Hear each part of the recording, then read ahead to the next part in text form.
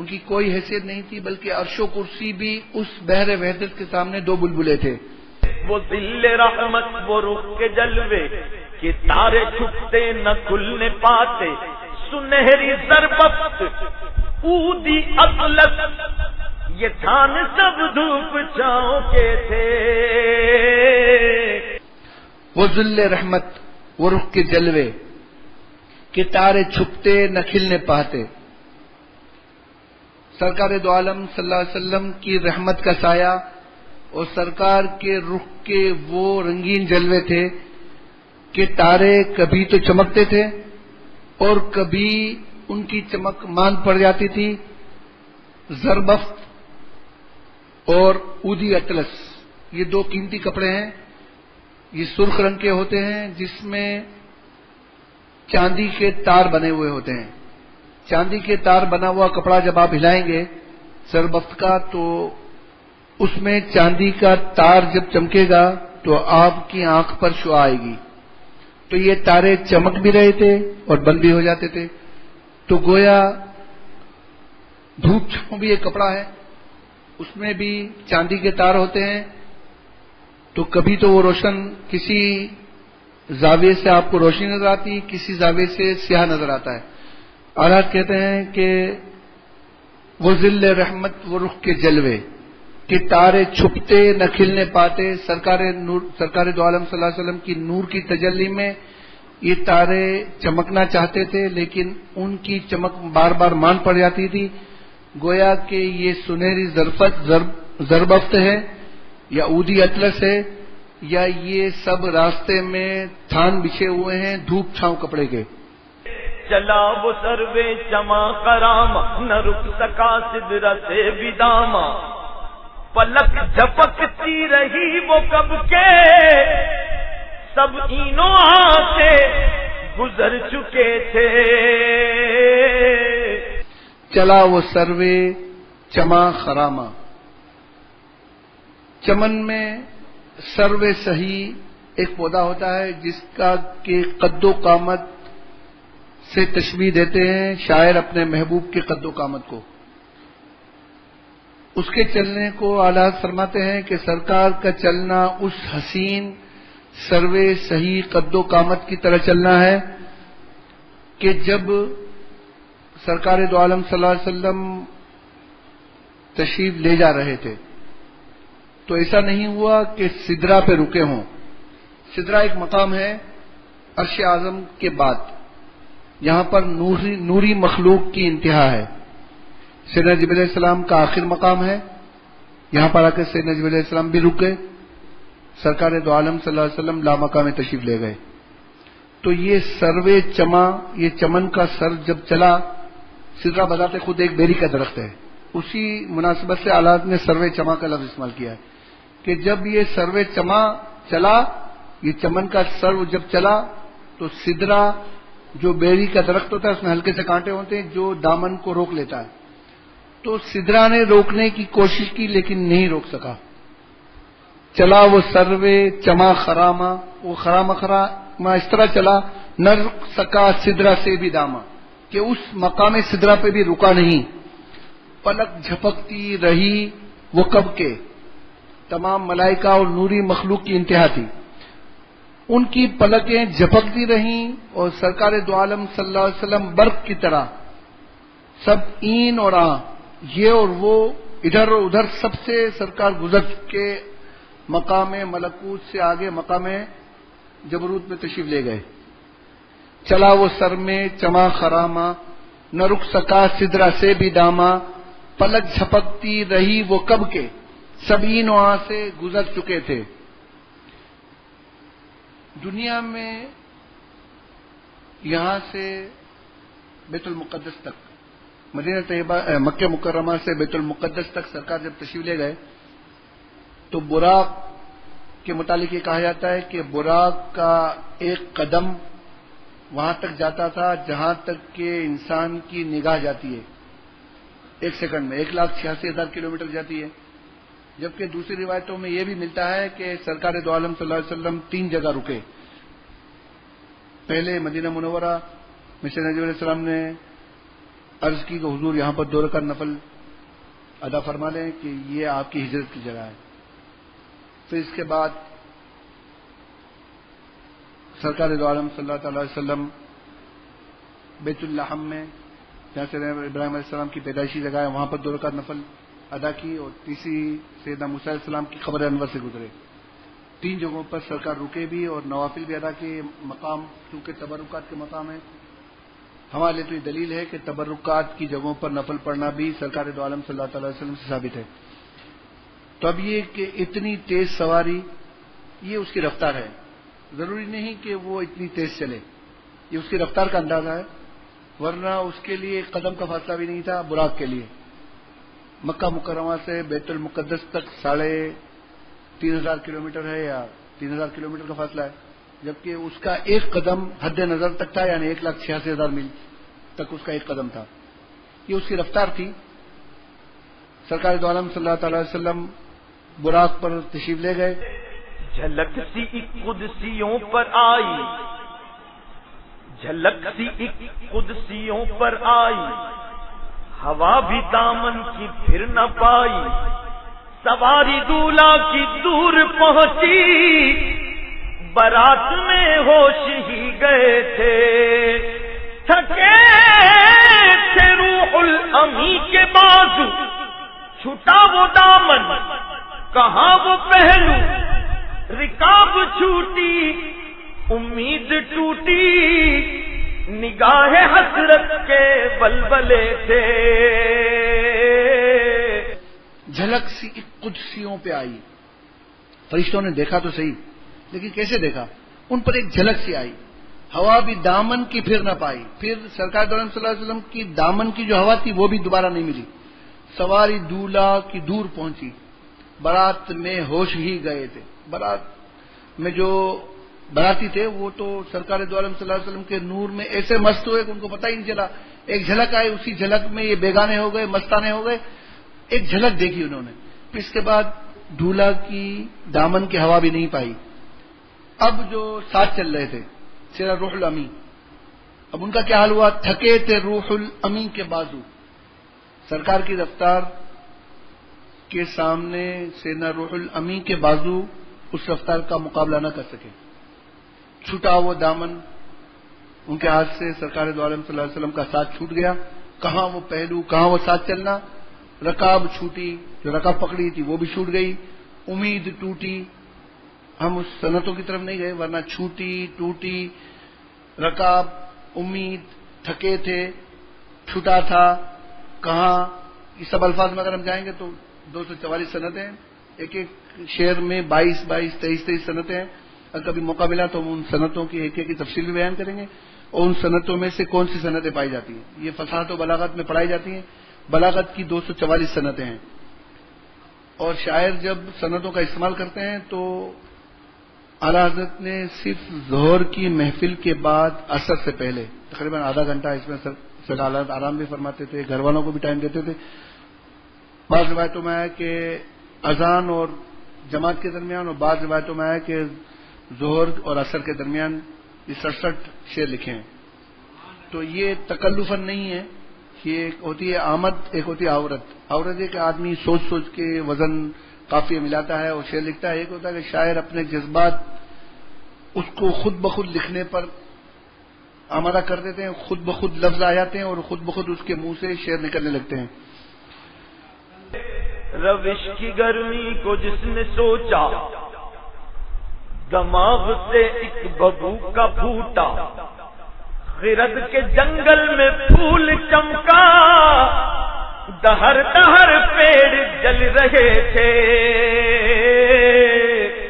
جلوں میں جو مرغ عقل اڑے تھے، عجب برے حالوں گرتے پڑتے، وہ سدرا ہی پر رہے تھے تھک کر، چڑھا تھا دم تیور آ گئے تھے، قوی تھے مرغان بہم کے پر، اڑے تو اڑنے کو اور دم بھر، اٹھائی سینے کی ایسی ٹھوکر کہ خون اندیشہ تھوکتے تھے. روش کی گرمی، ان لوگوں کا ذکر کر رہے ہیں اعلی حضرت جو روش کے پیچھے کہ سرکار گئے، عام حالت میں تو ایسا ہوتا نہیں، گئے ہوں گے تو کیسے؟ جہاز کی رفتار تو یہ ہے، جہاز سے زیادہ تیز یہ ہے، آن میں گئے اور واپس آ گئے اور کنڈی ہل رہی تھی، یہ ہو رہا تھا، وہ ہو رہا تھا۔ تو اعلی حضرت ان سب چیزوں کا ذکر کر رہے، روش، خرد، عقل، وہم، ان سب چیزوں نے جہاں دخل دی تو سب نے ٹھوکر کھائی، منہ کی کھائی۔ آخر میں وہم آیا، وہم نے کہا میری اڑان جو ہے بہت قوی، تو وہم نے کیسی ٹھوکر کھائی؟ قوی تھے مرغان وہم کے پر، اڑے تو اڑنے کو اور دم بھر، اٹھائی سینے کی ایسی ٹھوکر کہ خون اندیشہ تھوکتے تھے۔ تو اعلیٰ حضرت فرماتے ہیں خلاصہ جس کا یہ ہے کہ نہ یہاں عقل کا کام ہے، نہ یہاں وہم کا کام ہے، نہ یہاں خرد کا کام ہے، نہ یہاں روش کا کام ہے، ارے یہ تو خالصتاً عشق و محبت کی بات ہے۔ ابو جہل نہیں مانا تھا، حضرت سیدنا ابو بکر صدیق رضی اللہ تعالیٰ عنہ نے فرمایا آمنا صدقنا، میں تصدیق کرتا ہوں کہاں گئے تھے سرکار۔ تو یہ عشق و محبت کی بات ہے، یہاں ان سب چیزوں کی دخل کوئی دے گا تو وہ منہ کی کھائے گا۔ روش کی گرمی کو جس نے سوچا، اب جو سرکار دو عالم صلی اللہ علیہ وسلم کی راہ کی تیزی کو اور اس کی نورانیت کو جو سوچا تو اس کے دماغ میں ایک بھبوکا یعنی ایک شعلہ پھوٹ گیا، خرد کے جنگل میں پھول چمکا۔ جو عقل سے سوچنا چاہے کہ سرکار کہاں تشریف لے گئے، کس طرح تشریف لے گئے، وہ مکان تو لامکاں ہے، وہاں سرکار کس طرف گئے، تو کہتے ہیں کہ جو اس طرح سوچنے کی کوشش کرے گا اس کے جنگل میں، اس کے خرد یعنی عقل کے جنگل میں ایک پھول چمکا کہ دہر دہر پیڑ جل رہے تھے، عقل کے سارے درخت وہاں جل چکے تھے، وہاں عقل کی گنجائش ہی نہیں ہے۔ سرکار جہاں تشریف لے گئے وہاں یہ بھی نہیں تھا کہ کہاں سے چلے ہیں، کہاں گئے ہیں، کدھر سے آئے تھے، کدھر گئے تھے، یہ تو عقل کی بات ہو رہی ہے۔ روش کی گرمی کو جس نے سوچا، دماغ سے ایک بھبوکا پھوٹا، خرد کے جنگل میں پھول چمکا، دہر دہر پھول چمکا یعنی شعلہ چمکا، دہر دہر ہر جگہ پیڑ جل رہے تھے عقل کے، جلوں میں جو مرغ عقل اڑے تھے۔ سرکار کے ساتھ چلنے چلنے آدمی کا ایک تصور ہوتا ہے کہ میں ساتھ جاؤں، تو آدمی جب سوچتا ہے تو جلوں میں ان ساتھ ساتھ جو عقل کے مرغ اڑے تھے، عجب برے حالوں گرتے پڑتے، ان کا عجب برا حال ہو گیا کہ وہ سرکار کی تیزی کا ساتھ جہاں سے جبریل امین دے سکتے، دوسرا کسی کی عقل کیا دے سکتی ہے، تو وہ ان کا برا حال ہوا، وہ گرتے پڑتے تھے، وہ سدرا ہی پر رہے تھے تھک کر۔ یہ عقل کی جتنی تیزی تھی اور جتنے تصورات تھے یہ آ کر سب سدرا پر ان کو دم چڑھ گیا، ان کی سانس پھول گئی، وہیں رک گئے تھے۔ وہ سدرا ہی پر رہے تھے تھک کر، چڑھاتا دم تیور آ گئے تھے، ان کو دم چڑھا، ان کی سانس پھول گئی اور ان کو چکر آنے لگ گئے۔ ابھی عقل تو رک گئی، اب وہم جو ہے اس زیادہ، اس کی اڑان عقل سے زیادہ ہے۔ ایک تو ہوتا ہے عقل جو دلیل کے ساتھ چلے، وہم تو بغیر دلیل کے چلتا ہے۔ قوی تھے مرغان وہم کے پر، اب جو وہم کے جو مرغ تھے، جو پرندے تھے، ان کے جو پر تھے نا وہ عقل سے زیادہ قوی تھے، اڑے تو اڑنے اور دم بھر، ایک سیکنڈ تک اور بھی دم بھر وہ اڑے۔ تو اب کیا ہوا، اٹھائی سینے کی ایسی ٹھوکر، ان کے سینے پہ ایسی ٹھوکر لگی کہ اندیشہ، حالانکہ جب کسی کے سینے پہ ٹھوکر ماری جائے تو اس کو خون کی الٹیاں ہوتی ہیں، تو کہہ رہے ہیں کہ جو وہم کے پر چونکہ مضبوط تھے، مرغ کے تو جو عقل کے جو مرغ تھے وہ تو رک گئے سدرا پر، وہم کے جو پر تھے وہ تھوڑے قوی تھے، وہ تھوڑا اور آگے بڑھے، لیکن ان کے سینے پر ایسی ٹھوکر لگی کہ اندیشے کا خون ان کے سینے سے نکل رہا تھا، اپنے منہ سے نکل رہا تھا۔ سنا یہ اتنے میں عرش حق نے کہ لے مبارک ہوں تاج والے، وہی قدم خیر سے پھرائے جو پہلے تاج شرف تیرے تھے. یہ سن کے بے خود پکار اٹھا نثار جاؤں کہاں ہے آقا, پھر ان کے تلووں کا پاؤں بوسا. یہ میری آنکھوں کے دن پھرے تھے. جھکا تھا مجرم کو عرش اعلیٰ, گرے تھے سجدے میں بزم بالا. وہ آنکھیں قدموں سے مل رہا تھا. سرکار کے قدم عرش اعلیٰ پر جب آئے تو اس بات کو اعلیٰ حضرت کیا ذکر کر رہے ہیں کہ آسمان اپنی آنکھیں سرکار کے طلبوں سے مل رہا تھا. اور جو بزم, جو مخلوق اس آسمان پر تھی, جو نورانی مخلوق, وہ بزم کیا کر رہی ہے؟ وہ آنکھیں قدموں سے مل رہا تھا. یہ گرد قربان ہو رہے تھے. سنا یہ اتنے میں عرش حق نے. سرکار دو عالم صلی اللہ علیہ وسلم کی سواری عرش مبارک پر جب تشریف لے گئی تو فرشتوں نے آواز دی کہ عرش, سرکار کو عرش سے فضیلت حاصل نہیں ہوئی, بلکہ عرش کو اگر فضل ملا ہے تو سرکار کی ذات اقدس سے ملا ہے. سرکار دو عالم صلی اللہ تعالی علیہ وسلم وہ ذات اقدس ہیں کہ جب سرکار عرش اعظم پر تشریف لے گئے تو فرشتوں نے ندا دی کہ عرش تیری قسمت خوش بخت ہے تو کہ تیری قسمت کے دن پھرے ہیں جو قدم کے پہلے تیرے سر کا تاج سے دوبارہ تیرے سر پر آئے ہیں. سنا یہ اتنے میں عرش حق نے کہ لے مبارک ہوں تاج والے مبارک ہوں. وہی قدم خیر سے پھرائے جو پہلے تاج شرف تیرے تھے, جو تیرے شرف کا جو تاج تھے وہ دوبارہ تیری طرف آ گئے ہیں. یہ سن کے عرش آدم بے خود پکار اٹھا, یہ سن کے بے خود پکار اٹھا. نثار جاؤں کہاں ہے آقا.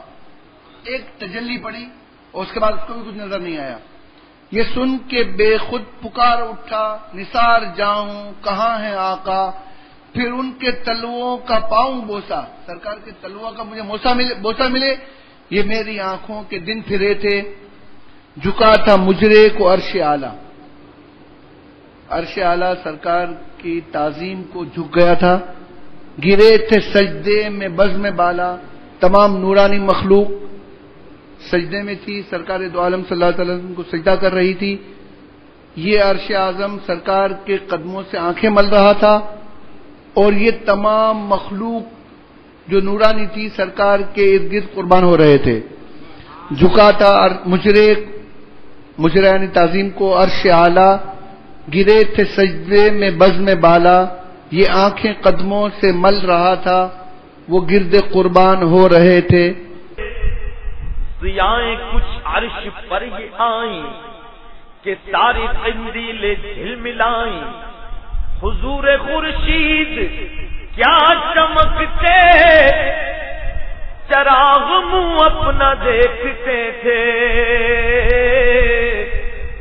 یہی سما تھا کہ پے کے رحمت خبر یہ لایا کہ چلیے حضرت تمہاری خاطر کشادہ ہے جو کلیم پر بند راستے تھے.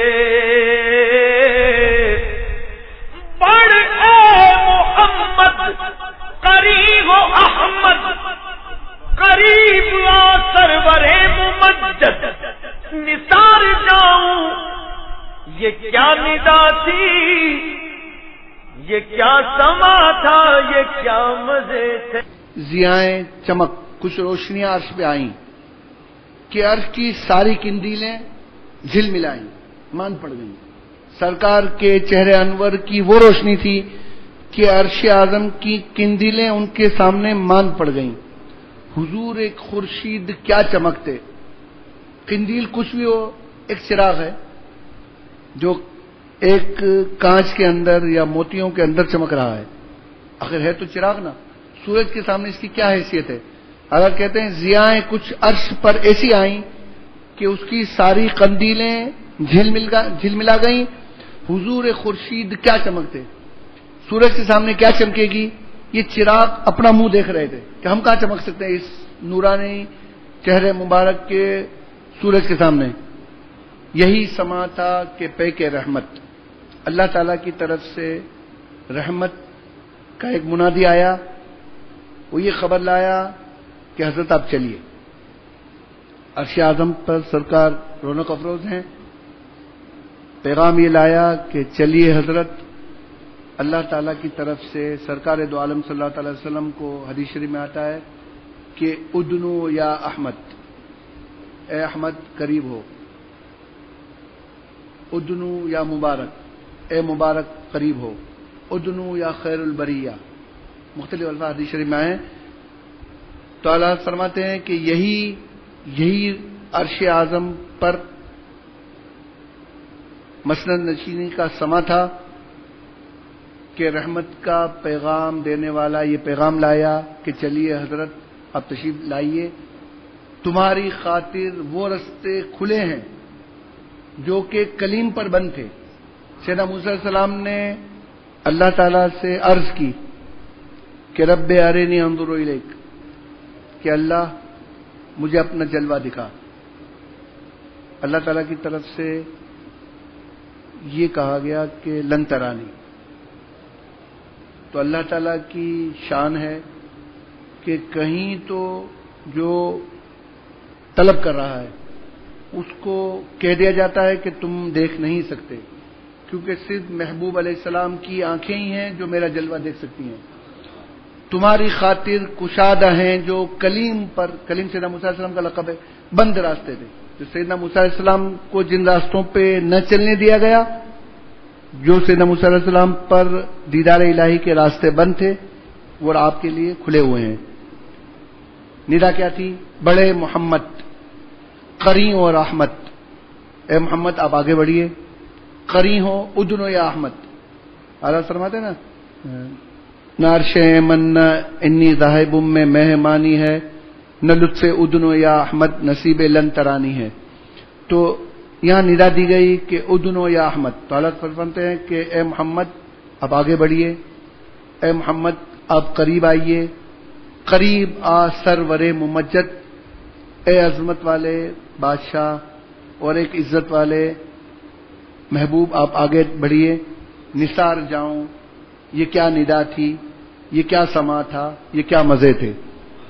تبارک اللہ شان تیری تجھی کو زیبا ہے بے نیازی. تبارک اللہ شان تیری تجھی کو زیبا ہے بے نیازی. تبارک اللہ شان تیری تجھی کو زیبا ہے بے نیازی.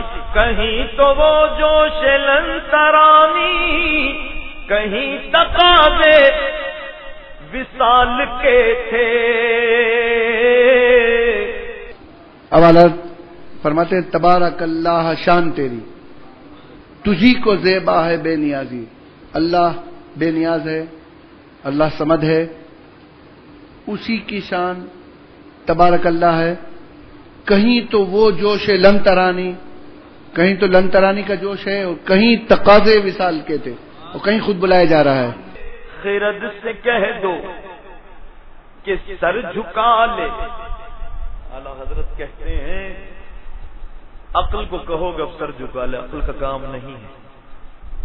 ہمارے حضرت نے فرمایا کہ وہاں تو کوئی جہت بھی نہیں، سمت کہ سمت سے پوچھا جائے کہ کس طرف، کہاں، اوپر، یہاں، ہاں کس طرف، سمت کو بھی نہیں معلوم. خرد سے کہہ دو کہ سر جھکا لے، گما سے گزرے گزرنے والے پڑے ہیں یہاں خود جہت کو لالے. کسے بتائے کدھر گئے تھے. اب اس منزل پر خرد سے کہہ دو کہ سر جھکا لے، عقل کو کہہ دو کہ سلامتی اسی میں ہے کہ اپنے سر کو جھکا لے. ارے عقل کی بات کر رہے ہو، وہ تو ایسے ہیں کہ جہاں گمان بھی نہیں پہنچ سکتا. گما سے گزرے گزرنے والے پڑے ہیں یہاں خود جہت کو لالے، یہاں سمت کو خود لالے پڑ گئے ہیں. سرکار وہاں تشریف لے گئے جہاں سمت ہی نہیں تھی. پڑے ہیں یہاں خود جہت یعنی سمتوں کو لالے پڑ گئے ہیں. کسے بتائیں کدھر گئے تھے. جب وہاں سمت ہی نہیں تھی تو کس کو بتائیں کدھر گئے, کس طرف گئے. تو اس لیے آلات کہتے ہیں کہ سلامتی اسی میں ہے کہ خرد سے کہہ دو کہ سر جھکا لے, گماں سے گزرے گزرنے والے, پڑھیں یا خود جہد کو لالے, کسے بتائیں کدھر گئے تھے. سراغ اینو متا کہاں تھا, نشان کیف و الا کہاں تھا, نہ کوئی ساتھی نہ کوئی راہی, نہ سنگ منزل نہ مرحلے تھے. اینا کہاں, متا کب, عربی میں سوال لفظ ہیں. الا کیفا کیسے, الا کس طرف. چار لفظ سوال کے لیے استعمال ہوتے ہیں کہ آدمی کہاں گیا, کب گیا, کس طرف گیا اور کیسے گیا. تعالیٰ کہتے ہیں کہ چاروں لفظوں کی یہاں گنجائش نہیں ہے. کیوں کہ یہاں کوئی ساتھی نہیں ہے, نہ رستے میں کوئی نشان لگے ہوئے ہیں, نہ کوئی جہت ہے, نہ کوئی سمتیں ہیں, نہ کوئی مکان ہے کہ آدمی بتائے. سراغ عین و متا کہاں تھا, اینا یعنی کہاں, متا یعنی کب. وہاں عین و متا کا کوئی سراغ نہیں تھا. کیف و علاوہ کوئی نشان ہی نہیں تھا. کیسے گئے اور کس طرف گئے اس کا بھی کوئی نشان نہیں تھا. نہ کوئی راہی, نہ کوئی ہم سفر تھا, نہ کوئی ساتھی تھا, نہ سنگ منزل, نہ راستے میں نشان لگے ہوئے تھے, نہ مرحلے تھے, نہ وہ طبقہ وار منزل آتا ہے تو کچھ کسی کو پتہ ہی نہیں ہے. ادھر سے پہ ہم تقاضے آنا, ادھر تھا مشکل قدم بڑھانا.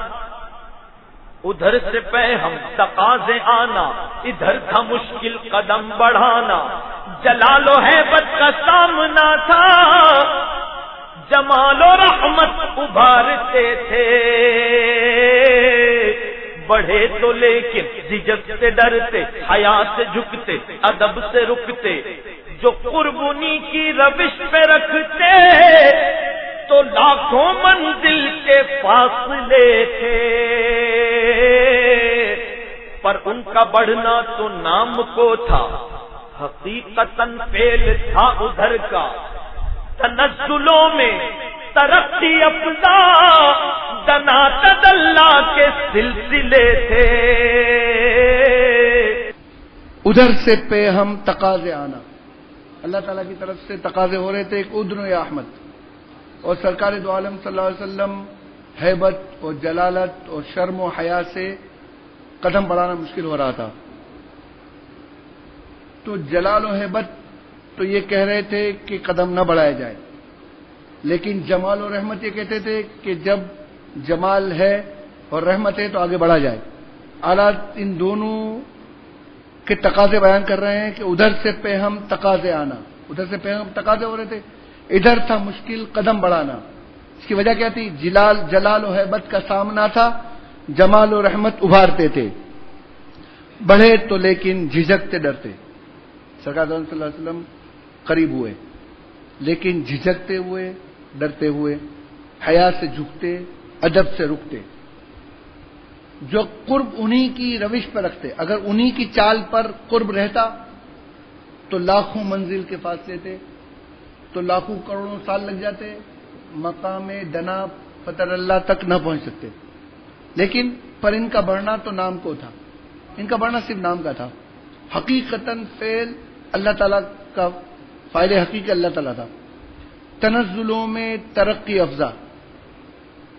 تنزل ایک مقام ہے جو تصوف میں بیان کیا جاتا ہے, جب اللہ تعالیٰ کی صفات کا کسی پر جلوہ ہو. تو اس میں اتنی ترقی تھی کہ دنا تدلا کے سلسلے, دنا قریب ہونا, تدلا تو پھر زیادہ قریب ہو گیا. سرکار دو عالم صلی اللہ علیہ وسلم اللہ تعالیٰ کی قرب کی خاص منزلوں میں جو تشریف لے گئے تو ان کا بڑھنا اپنی طرف سے نہیں تھا, بلکہ اللہ تعالیٰ کا فعل حقیقی تھا کہ سرکار دو عالم صلی اللہ علیہ وسلم اللہ تعالیٰ کے قرب خاص میں تشریف لے گئے. ہوا نہ آخر کے ایک بجرا, تموج بحر ہو میں ابھرا. دنا کی گودی میں ان کو لے کر فنا کے لنگر اٹھا دیے تھے. کہتے ہیں ہوا نہ آخر کہ ایک بجرا, بجرا کہتے ہیں خوبصورت گول نما کشتی کو, کہتے ہیں بڑھا یہ ہوا نہ آخر کے ایک بجرا، تموج موج بحر ہو میں ابھرا، دریائے رحمت الہی کی موج میں ایک کشتی ابھری۔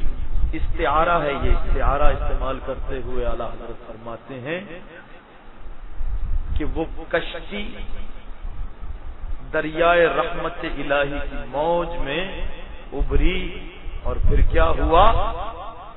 دنا کی گودی میں ان کو لے کر فنا کے لنگر اٹھا دیے تھے، کسے ملے گھاٹ کا کنارہ، کدھر سے گزرا کہاں اتارا، بھرا جو مثل نظر ترارا، وہ اپنی آنکھوں سے خود چھپے تھے۔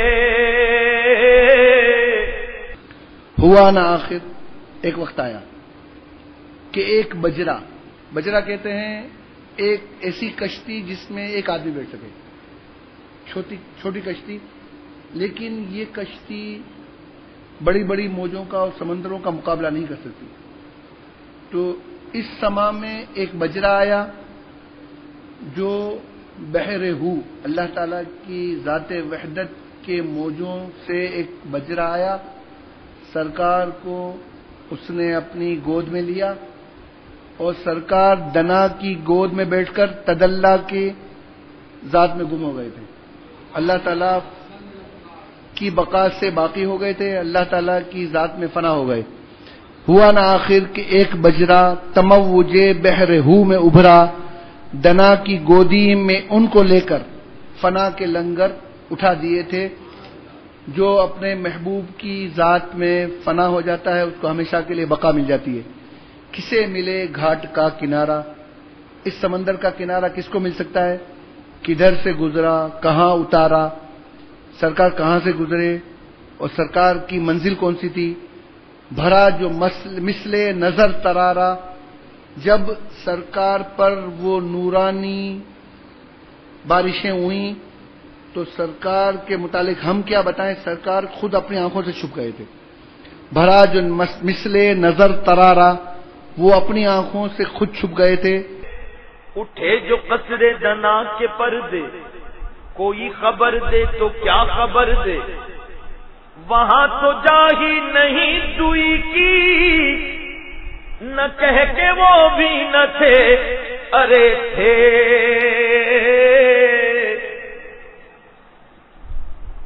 اور کسی کی رسائی تو تھی نہیں، وہاں کوئی ساتھ تھا نہیں۔ عشق و محبت والے مانتے ہیں کہ ہاں بالکل سرکار گئے، مانتے ہیں ہم۔ جو کہتے ہیں نا ہمارے جیسے بشر معاذ کہتے ہیں کیسے ہو سکتا ہے، کیسے ممکن نہیں۔ اعلیٰ حضرت کہتا ہے تو نہیں جا سکتا، تو کہتا نہیں گئے، ارے سرکار تو گئے تھے۔ وہاں تو جا ہی نہیں دوئی کی، نہ کہہ کے وہ بھی نہ تھے، ارے تھے۔ اٹھے جو قصر دنا کے پردے، دنا فتح اللہ کے محل کے جو پردے اٹھے، کوئی خبر دے تو کیا خبر دے، کوئی اس کی خبر کیسے دے سکتا ہے؟ وہاں تو جائی نہیں دوئی کی، وہاں تو دوئی کی جا ہی نہیں ہے۔ نہ کہہ کہ وہ بھی نہ تھے، یہ نہیں کہ وہ نہیں تھے، ارے تھے۔ اگرچہ وہاں پر دوئی کی جا نہیں ہے لیکن سرکار تھے بھی، اور سرکار کو دیدار ہوا بھی۔ کس طرح ہوا؟ کہ دیدار کرانے والا جانتا ہے اور دیدار کرنے والا جانتا ہے۔ وہاں کیا کیا وحی اتری یہ کسی کو پتا نہیں ہے۔ اعلیٰ کی کیفیت آگے بیان کریں گے۔ وہ باغ کچھ ایسا رنگ لایا کہ غنچہ و گل کا فرق اٹھایا۔ غنچہ کلی، گل پھول، کلی میں خوشبو نہیں ہوتی، شرط ہے خوشبو کے لیے پھول بننا ہے کلی کو۔ تو اعلیٰ حضرت فرماتے ہیں رب نے ایسا انتظام فرما دیا، پہلے مطلع میں ہی تو اعلیٰ حضرت فرماتے ہیں نئے نرالے طرب کے ساتھ، نئے بالکل منفرد انتظامات خوشی کے۔ کہتے ہیں کلیوں کو بھی حکم ہوا کہ اب مہکنا شروع ہو جاؤ، میرے پیارے محبوب کی آمد ہے. کہتے ہیں وہ باغ ایسا تھا کہ پھول اور کلی کا فرق اٹھا دیا، کلی کو بھی مہکنے کو کہہ دیا، کلیاں بھی مہک رہی ہیں. پھولوں کے اوپر تکمہ لگ گیا، کلیوں پہ تکمہ لاک لگ گیا کہ پھول نہیں بن سکتے، تکمے لگ گئے. ضرورت کیا ہے؟ کلیاں زیادہ خوبصورت، مہکنا بھی شروع ہو گئی. اب ضرورت کیا ہے؟ پھول پر لاک لگ گیا، کلی پھول نہیں بن سکتی. نئے نرالے انتظامات ہیں. وہ باغ کچھ ایسا رنگ لایا کہ غنچہ و گل کا فرق اٹھایا. گراہ میں کلیوں کی باغ پھولے، گلوں کے تکمے لگے ہوئے تھے. محیط و مرکز میں فرق مشکل، رہے نہ فاصل خطوط واصل. کمان حیرت میں سر جھکائے، عجیب چکر میں دائرے تھے. وہ باغ کچھ ایسا رنگ لایا. اس ملاقات کو، اس زیارت کو اعلی حضرت بیان کرتے ہیں کہ وہ باغ ایسا رنگ لایا کہ غنچے اور گل کا فرق اٹھا دیا. گراہ میں کلیوں کی باغ پھولے، گلوں کے تکمے لگے ہوئے تھے. تکمے بٹن کو کہتے ہیں. تو گراہ میں کلیوں کی باغ پھولے. دیکھیں ہمیشہ کلیاں باغ کے اندر پھولتی ہیں، کلیاں باغ میں اگتی ہیں، لیکن یہ ایسی کلیاں تھیں کہ اس کے اندر باغ تھے. یہ اللہ تعالیٰ کی تجلیات کی وہ جلوے تھے جو کسی سمجھ میں نہیں آ سکتے. تو اس کو تلمیحاً اعلی حضرت ایک ایسے باغ سے تشبیہ دے رہے ہیں کہ جس کی کلی کے اندر پورا باغ آیا ہوا ہے اور یہ کلیاں بھی باغ کے اندر دیدہ زیب ہیں. اللہ نے پہ لکھا ہے کہ گلاب گلشن میں دیکھے بلبل، یہ دیکھ گلشن گلاب میں ہے. تو اسی طرح اللہ بیان کرتے ہیں کہ وہ باغ کچھ ایسا رنگ لایا کہ غنچے اور گل کا فرق اٹھا دیا. گراہ میں کلیوں کی باغ پھولے، گلوں کے تکمے لگے ہوئے تھے. اب اگر کوئی آدمی کہنا چاہے کہ یار یہ سمجھ میں نہیں آتی بات، تو ٹھیک ہے آپ جیومیٹری پہ آ جائیں. جیومیٹری میں ایک ہوتا ہے محیط، اس کے ارد گرد جو دائرہ ہوتا ہے اس کو محیط کہتے ہیں. اس کو ہم قطر کہتے ہیں یا محیط کہتے ہیں. قطر جو بیچ کا جو فاصلہ ہوتا ہے اس کو قطر کہتے ہیں. سرکل کی جو ریڈیس جو ہوتا ہے نا اس کو محیط کہتے ہیں. سرکل کے ارد گرد کا جو دائرہ ہے جو حدود ہے، لیکن یہ فرضی دائرہ ہے. اصل جو مرکز ہے نا وہی دائرے پہ حکم کرنے والا ہے. اب مرکز بدل دیں، دائرہ خود بخود اپنی جگہ سے حرکت کر جائے گا. آپ مرکز پہ رہ کر اگر فاصلہ بدل ریڈیس بدل دیں تو محیط دور چلے جائے گا. اگر آپ مرکز کو ہٹا دیں تو دائرہ اپنی جگہ سے چلے جائے گا. اب آپ یہ بتاؤ کہ محیط و مرکز میں فرق مشکل. محیط اور مرکز میں فرق کرنا مشکل ہے. رہے نہ فاصل خطوط واصل، دو نقطوں کو جوڑنے والے کو خط کہتے ہیں. خط کس کو کہتے ہیں؟ جو دو نقطوں کو جوڑے وہ ملانے والا خط. تو ملانے والا خط اگرچہ ہم کو نظر آتا ہے ملانے والا، لیکن وہ یہ بتاتا ہے کہ ان دونوں میں فاصلہ ہے. اگرچہ وہ ملاتا ہے لیکن وہ فصل کرنے والا بھی ہوتا ہے. تو خط واصل بھی ہے فاصل بھی ہے. محیط الگ ہے، مرکز الگ ہے، لیکن ان دونوں کا کوئی وجود ایک دوسرے کے بغیر نہیں ہے. اور دو کمانیں اگر ملا دی جائیں تو ایک دائرہ بنتا ہے، لیکن اس دائرہ بننے کے بعد ان دونوں کمانوں کا وجود ایک دوسرے میں الگ نہیں ہو سکتا. ایک دو کمانیں ملا دی جائیں تو ایک دائرہ بنتا ہے. سرکار دو عالم صلی اللہ علیہ وسلم کے قرب کو دنا فتدلہ فکان قاب قوسین او ادنا، فاصلہ دو قوس کا فاصلہ یا اس سے بھی کم. اب اس کی تشریح مختلف مفسرین نے کی ہے کہ عرب لوگوں میں ایک قانون تھا کہ جب دو قبائل آپس میں صلح کرتے تھے تو دونوں کے سردار اپنی کمانیں ملا کر ایک تیر اس کمان سے چھوڑتے تھے. یہ اس بات کی دلیل ہوتا تھا کہ جو تمہارا دشمن ہے وہ میرا دشمن ہے، جو تمہارا دوست ہے وہ میرا دوست ہے، جس سے تم صلح کرو گے اس سے ہم صلح کریں گے، جس سے تم دشمنی کرو گے جو ہم سے دشمنی کریں گے. جو تمہارا دشمن ہوا ہمارا دشمن ہوا، اور جو تمہارا دوست ہوا وہ ہمارا دوست ہوا۔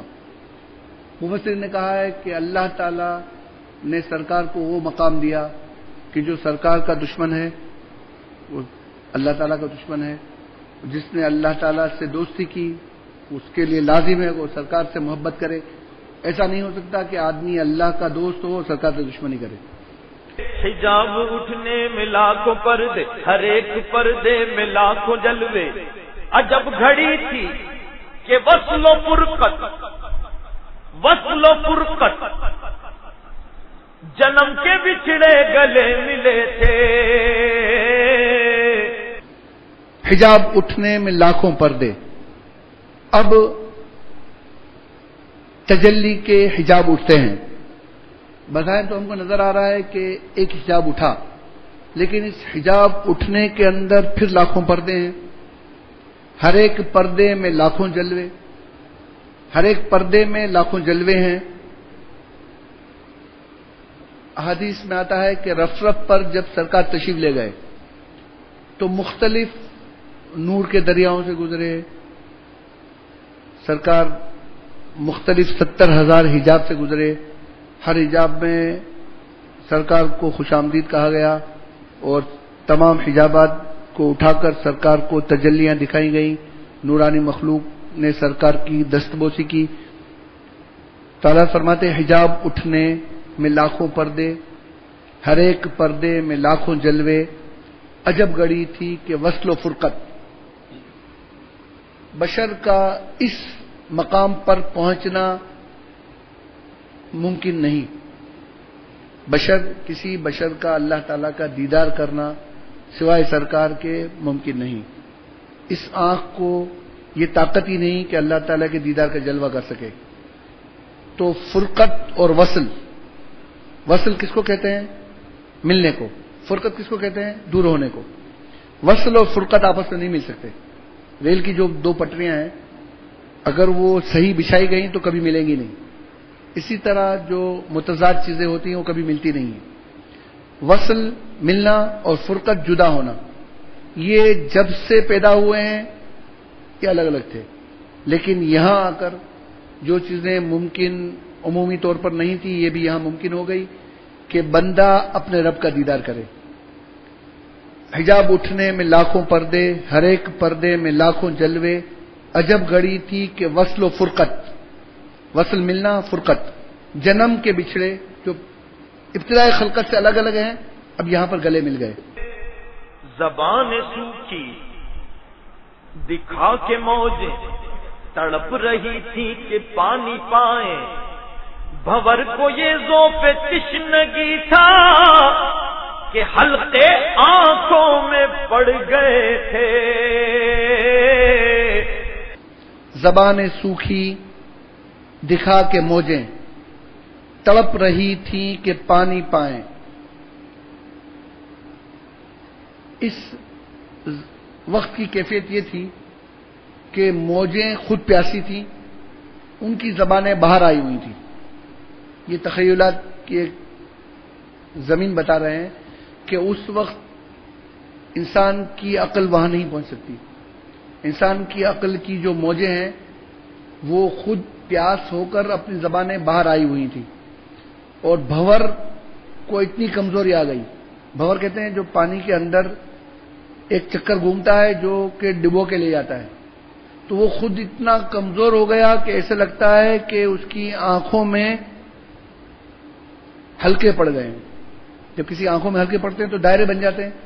تو اعلیٰ کہتے ہیں کہ یہ بحر امکان کا یہ حال تھا کہ زبان سوکھی دکھا کے موجیں تڑپ رہی تھیں کہ پانی پائیں، موج تڑپ رہی ہے کہ پانی پائیں، بھور کو یہ ذوف تشنگی تھا کہ ہلکے آنکھوں میں پڑ گئے تھے۔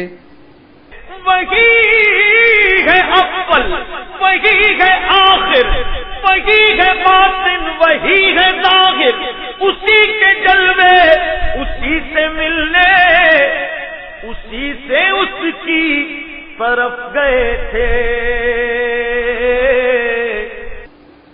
اختتام یہ کر رہے ہیں وہی ہے اول، وہی ہے آخر، وہی ہے باطن، وہی ہے ظاہر، شیخ عبدالحق محدث دہلوی لکھتے ہیں کہ هو الاول والآخر والظاہر والباطن، اس ضمیر کا مرجع اللہ تعالیٰ کی بھی ذات ہے، اور اللہ تعالیٰ کی دین سے حضور بھی اول ہیں کہ خلقت میں سب سے پہلے ہیں، آخر اس طرح ہیں کہ بعثت میں سب سے آخر ہیں، ظاہر اس طرح ہیں کہ حضور کا جلوہ ہر نور کی چیز سے آیا ہے، اور باطن میں اس طرح ہیں کہ سرکار دو عالم صلی اللہ علیہ وسلم کا ہر جگہ پر جلوہ ہونے کے باوجود آنکھوں سے اوجھل ہیں۔ اعلیٰ فرماتے ہیں کہ وہی ہے اول، وہی ہے آخر، اللہ تعالیٰ ہی اول ہے، اللہ تعالیٰ ہی آخر ہے، هو الاول والآخر والظاہر والباطن، اللہ تعالیٰ کے جلوے تھے، اللہ تعالیٰ سے ملنے اللہ تعالیٰ کے حکم سے اس کی طرف گئے تھے۔ کسی کو اعتراض ہو تو اس کا قرآن شریف نے پہلے ہی رد کر دیا ہے کہ سبحان الذی اسری بعبدہ، پاک ہے وہ ذات جو لے گئی، کیونکہ خود نہیں گئے تھے، اب لے جانے والا قادر ہے، جب لے جانے والا قادر ہے تم کو اعتراض کس بات پر ہے؟ اللہ تعالیٰ کی قدرت پہ تو کسی کو اعتراض نہیں ہے۔ اگر سرکار دو عالم صلی اللہ علیہ وسلم میں آپ یہ طاقت نہیں مانتے تو لے جانے والی بڑی ذات ہے۔ وہی ہے اول، وہی ہے آخر، وہی ہے باطن، وہی ہے ظاہر، اسی کے جلوے، اسی سے ملنے، اسی کے حکم سے اس کی طرف گئے تھے۔ کمان امکان کے جھوٹے نقطوں، تم اول آخر کے پھیر میں ہو، محیط کی چال سے تو پوچھو، کدھر سے آئے کدھر گئے تھے۔ کمان امکان کے جھوٹے نقطوں، اب عالم امکان کی بحث ہے کہ یہ ممکن ہے کہ آدمی زمین سے پہلے آسمان میں جائے، کرۂ ناریہ ہوتا ہے، اس کو کس طرح کراس کرے گا، اس کے بعد گریویٹیشن کا جو ہے اس کو کس طرح آگے جائے گا۔ فلسفیوں کے پاس کافی اعتراضات تھے، تو اللہ کہتے ہیں کہ گمان امکان کے جھوٹے نقطوں، اے امکان کے سوچنے والوں اور جھوٹے نقطوں اور نقطے نکالنے والوں، تم اول آخر کے پھیر میں ہو، تم اول آخر کے پھیر کی بات کر رہے ہو؟ ارے تم سرکار کی چال کو تو کہاں سمجھو گے؟ تم پہلے دائرے کی چال کے دیکھ کر بتا دو کہ اس کی ابتدا کہاں سے، اس کی انتہا کہاں سے۔ دائرے کی ابتدا نہ تم بتا سکے ہو نہ انتہا بتا سکے ہو۔ اس میں اختلاف پایا ہے کہ دائرے کی ابتدا مرکز ہے، کوئی کہتے ہیں کہ دائرے کی ابتدا سب سے زیریں نقطہ ہے، کچھ کہتے ہیں کہ دائرے کی ابتدا سب سے بالا ہی نقطہ ہے۔ تو ابھی تم دائرے کی تو ابتدا بتا نہیں سکے، تم سرکار دو عالم صلی اللہ علیہ وسلم کی چال کا کیا بتاؤ گے؟ دائرے کی چال کو تو پہلے سمجھو۔ کمان امکان کے جھوٹے نقطوں، تم اول آخر کے پھیر میں ہو، محیط کی چال سے تو پوچھ لو کدھر سے اسٹارٹ ہوا اور کدھر ختم ہوا، کدھر سے آئے کدھر گئے تھے۔ اب وہاں پر کیا ہوا؟ ادھر سے تھی نظر شاہ نمازیں، ادھر سے انعام خسروی میں، سلام و رحمت کے ہار گندھ کر گلوئے پر نور میں پڑے تھے۔ ادھر سے تھی نظر شاہ نمازیں، ادھر سے تھی نظر شاہ نمازیں۔ سرکار دو عالم صلی اللہ تعالی وسلم نے اللہ تعالیٰ کی دربار اقدس میں نمازیں پیش کی، تحیات پیش کیے۔ التحیات للہ والصلوات والسلام علیہ، التحیات للہ والصلوات والطیبات، یہ سرکار کی طرف سے ہے، یہ معراج کا واقعہ ہے۔ تو اللہ تعالیٰ کی طرف سے السلام علیکہ ایھا النبی، سرکار پر سلامتی اور صلاۃ والسلام کے پھول برسائے گئے۔ اللہ اسی کی طرف کہتے ہیں ادھر سے تھی نظر شاہ نمازیں، سرکار نے شاہ کی طرف سے نظر کی گئی وہ نمازیں تھیں۔ ادھر سے انعام خسروی میں، بادشاہ انعام میں کیا تھا؟ سلام و رحمت کے ہار گند کر، سلام اور رحمت کے ہار گند گند کر گلوئے پرنور سرکار کے گلے میں ڈالے جا رہے تھے۔ زبان کو انتظار گفتن تو گوشت کو حسرت شنیدن، زبان کو انتظار ہے کہ کب گفتگو کے لیے حکم ملے گا، گوشت کان کو انتظار ہے کہ کب سننے کو ملے گا، مگر ہوا کیا؟ اعلیٰ حضرت فرماتے ہیں زبان کو انتظار گفتن تو گوشت کو حسرت شنیدن، یہاں جو کہنا تھا کہہ لیا تھا، جو بات سننی تھی سن چکے تھے. زبان کو، یہ سب تو ہو گیا. اب کیا بات ہوئی، کس طرح بات ہوئی، اس کا بتا رہے ہیں.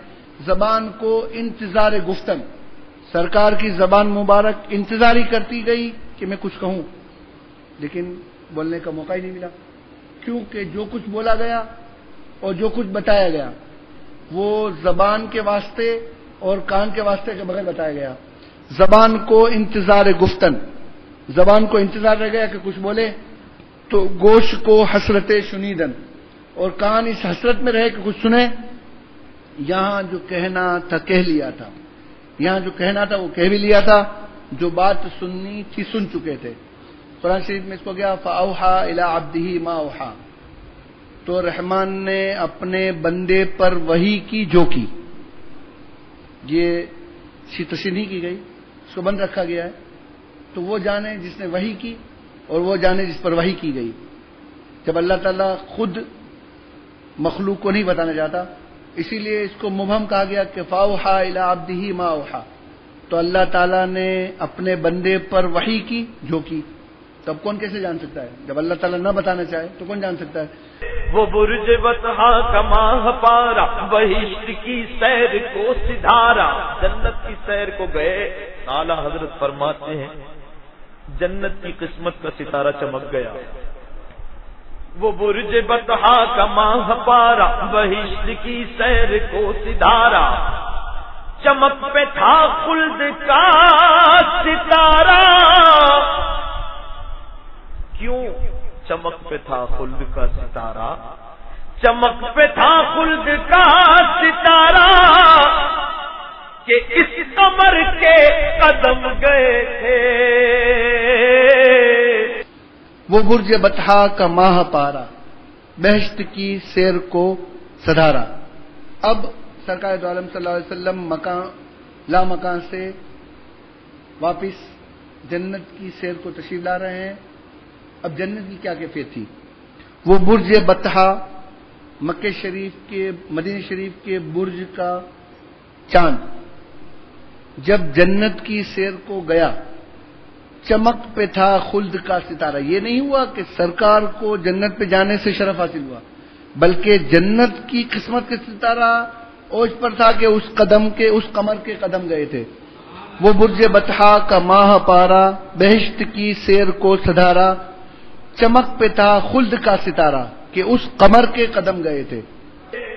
سرور مقدم کی روشنی تھی کہ تابشوں سے مہے عرب کی. جنا کے گلشن تھے جھاڑ فرشی، جو پھول تھے سب کنول بنے تھے.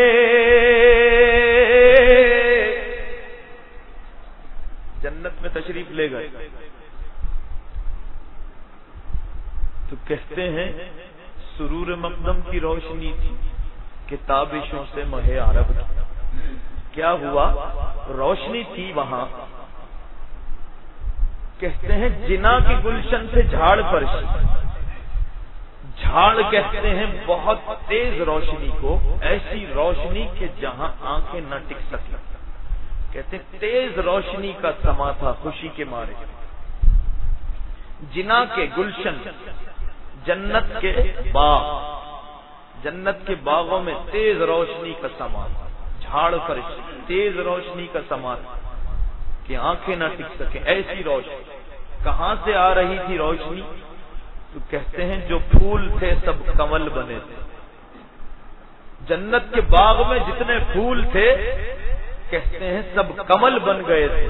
سرکار کی آمد کی برکت سے سب کمل. کمل کہتے ہیں چھوٹے قندیل کو، قمقمے کو. اب بے شمار پھول اور جنت کے باغ، سبحان اللہ، سارے پھول قمقمے بن جائیں تو روشنی کا کیا عالم ہو. یہاں 6 بلب لگ جائیں تو ہماری آنکھیں نہیں دیکھ سکتی. اعلیٰ حضرت کہتے ہیں جنت کے باغ میں روشنی کا وہ عالم تھا کہ ہر پھول کمل بن گیا تھا. ایسا روشنی کا سما تھا. سرور مقدم کی روشنی تھی کہ تابشوں سے مہے عرب کی. جنا کے گلشن تھے جھاڑ فرشی، جو پھول تھے سب کنول بنے تھے، طرب کی نازش کے ہاں لچکیے، ادب وہ بندش کے ہل نہ سکیے، یہ جوش ضدین تھا کے پودے کشاکشے الرہ کے تلے تھے۔ آخری شعر ہے یہ بات، ایک اور شعر ہے مقطع۔ اس شعر میں تو اعلیٰ حضرت نے کمال فرما دیا، جنت کا ذکر کرتے ہیں تو اب جنت کے پودے کا حال بتا، جنت کے پودوں کا کیا حال، کیسی مشکل میں پھنسے ہوئے تھے۔ ایک طرف چاہتے تھے کہ ہم سرکار کی آمد میں جھومیں، شوق کہتا ہے جھومو، ادب کہتا تھا خبردار ہلنا نہیں۔ سرکار علیہ الصلوۃ والسلام کی آمد، اللہ کے پیارے حبیب ہیں، ہلنا نہیں، ادب کے مارے بالکل ساکت کھڑے رہے۔ شوق کہتا ہے جھومو، کہتے ہیں کہ ان پودوں کا یہی عالم ہو گیا تھا کہ جب لکڑی بڑی کاٹتے وقت دو آدمی دو طرف سے آرا چلا رہے ہوتے، ایک یہاں سے کھینچتا ہے، جب اس نے دیکھا کہ اس نے کھینچ لیا تو پھر وہ کھینچ لیتا، پھر یہ کھینچ لیتا۔ آرا کسی کی طرف جاتا نہیں ہے پوری طور پر، کسی کے ہاتھ میں آتا نہیں ہے، جب یہ کھینچ لیتا ہے تو پھر وہ کھینچ لیتے۔ بھگت رہا ہوتا ہے کون؟ وہ نیچے جو لکڑی پڑی ہوتی ہے وہ بھگت رہی ہوتی ہے۔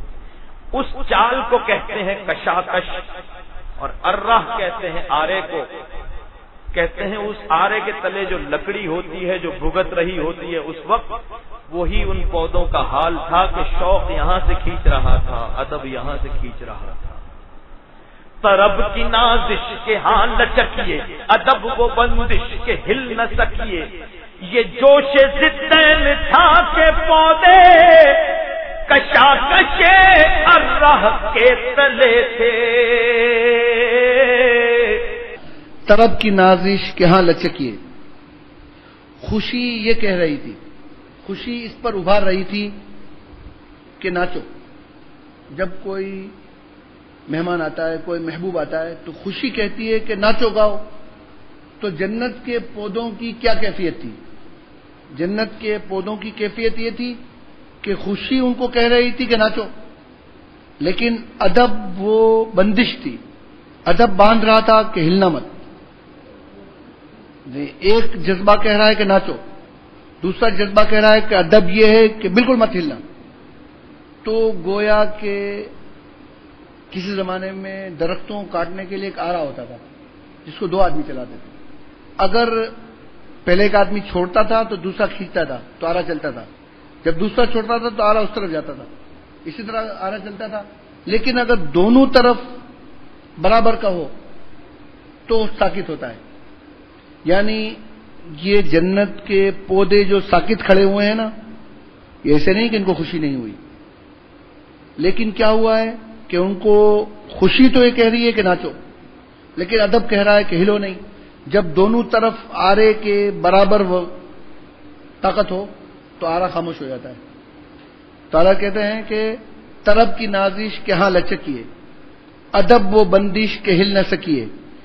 یہ دو ضدین کا جوش تھا کہ پودے کشا کشے ارا کے تلے تھے، کھینچا کھینچی، آرے کی کھینچا کھینچی کے اندر میں تھے۔ ایک جذبہ کہہ رہا تھا ناچو، ایک جذبہ کہہ رہا تھا کہ ہلو مت۔ ہم لوگ جب 9 میں پڑھ رہے تھے تو ہمارے ایک ٹیچر تھے اقبال صاحب، یہ تھے جماعت اسلامی کی طرف متاثر تھے، ان کو اپنی اردو پہ بڑا مان تھا۔ مجھے ایسی اردو آتی ہے کسی کو نہیں آتی، انہوں نے ایم اے اردو میں ٹاپ کیا تھا۔ تو ہم لوگوں نے کہا کہ اب ان کو کس طرح، ایک آدمی اردو دان ہے اور اردو کا فن خوان ہے، اس کے مقابلے کا کوئی نہیں ہے۔ تو ہم نے کہا حضرت وہ 5 شعر ہیں، ہمیں ان کا ترجمہ نہیں آتا۔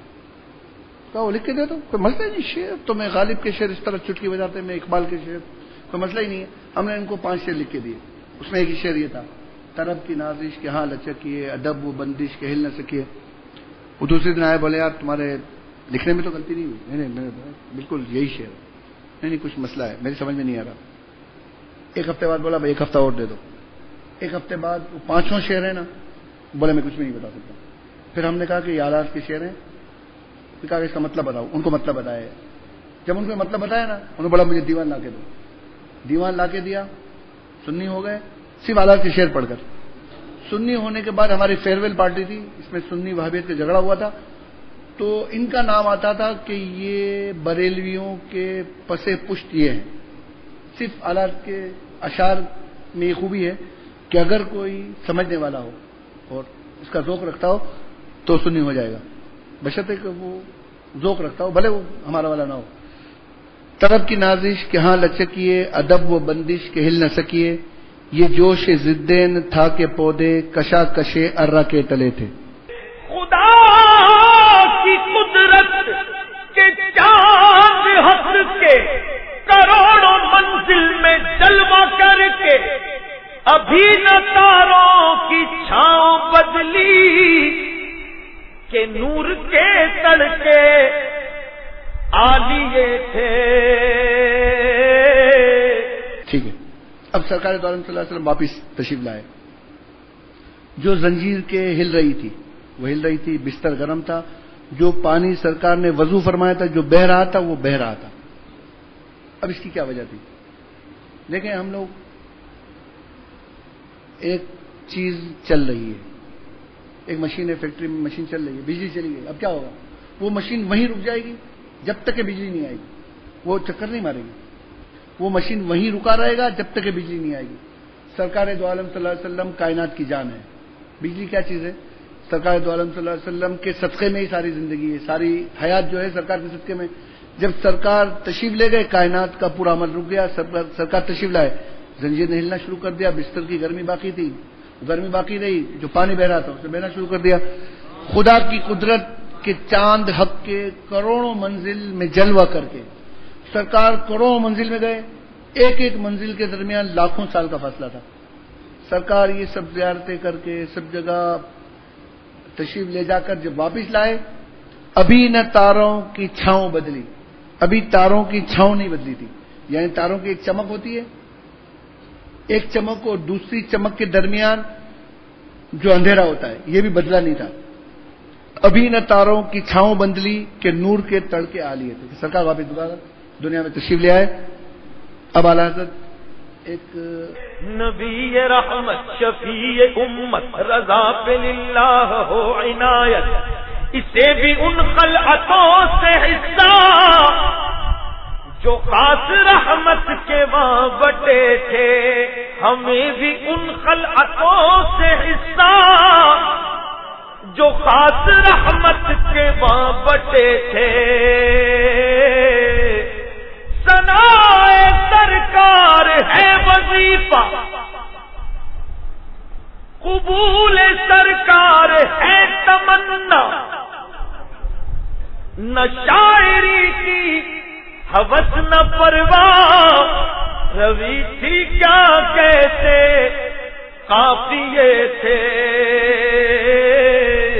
نبی رحمت شفیع امت رضا پہ للہ ہو عنایت, اسے بھی ان خلعتوں سے حصہ, ہمیں بھی ان خلعتوں سے حصہ جو خاص رحمت کے وہاں بٹے. شاعری میں ایک صنعت ہے حسن اختتام. حسن اختتام ہے کہ آدمی اپنی نظم کو اس طرح اختتام کرے کہ اس میں کچھ مانگ لے, کچھ طلب کر لے. تعالیٰ کہتے ہیں نبی رحمت شفیع امت رضا پہ للہ ہو عنایت, اسے بھی ان خلعتوں سے حصہ جو خاص رحمت کے وہاں بٹے تھے.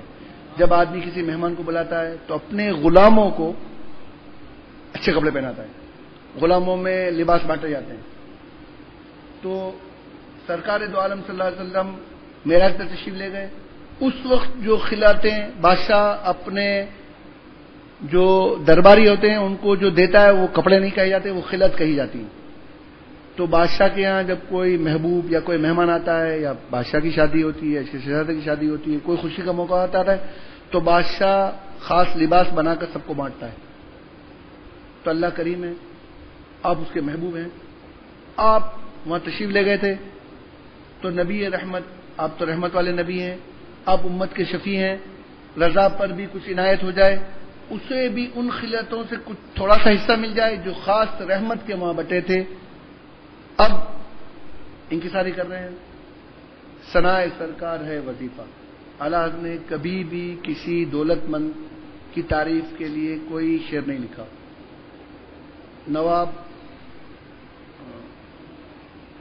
رامپور نہیں، کیا نام ہے، نانپارا، ریاست نانپارا کا جو نواب تھا، اس کی شاید مسند نشینی تھی یا تاج پوشی رکھی تھی اس نے، تو اس نے اعلیٰ سے کہا کہ آپ کوئی شعر لکھیں۔ تو اعلیٰ کے کچھ لوگوں نے کہا کہ حضرت لکھ دیں، بہت بڑے نواب ہیں، کچھ نہ کچھ مل جائے گا۔ اعلیٰ نے پھر اس میں کہا تھا کہ میرا دین پا رہا ہے نہ نہیں۔ اعلیٰ نے سرکار کی حمد لکھی، اس کی تعریف کوئی نہیں لکھی، اور اس میں آخر میں انکار بھی کر رہا ہے کہ میرا دین جو ہے نا وہ پا رہا ہے نہ روٹی کا ٹکڑا نہیں ہے، یعنی نان پارا ریاست کی برائی کی، وہ تو روٹی کا ایک ٹکڑا ہے، اس کی کیا قدر ہے۔ ثناء سرکار ہے وظیفہ، قبول سرکار ہے تمنا۔ ہمارا مقصد، ہمارا وظیفہ سرکار کی ثنا ہے، اور ہماری تمنا کیا ہے کہ سرکار قبول فرما لے۔ نہ شاعری کی نہ شوق تھا، نہ لالچ تھی، نہ اس کی پرواہ تھی کہ کوئی شاعری ہو جائے۔ کیا ردیف تھی، کیا قافیے تھے، نہ کوئی ردیف کا ہم نے خیال کیا، نہ قافیوں کا خیال کیا۔ پھر بھی ایسی چیز لکھ دی کہ محسن کاکوری نے جب سنی نا، بولے حضور میں معذور خواہ ہوں، اس قصیدے کے بعد میں آپ کو بھی کچھ بھی نہیں سنا سکتا۔ محسن کاکوری کا قصیدہ ہمارے کورس میں یہ کہا جاتا ہے کہ معراج نظم، یہ نظم کی معراج ہے، لیکن محسن کاکوری خود بیچارہ یہ قصیدہ لے کر آیا، 2 شعر سنائے، جب آلات کا قصیدہ سنا بند کر کے چپ چاپ منہ بسور کے چلا گیا کہ حضور اب تو گنجائش ہی نہیں ہے کہ میں کچھ سناؤں۔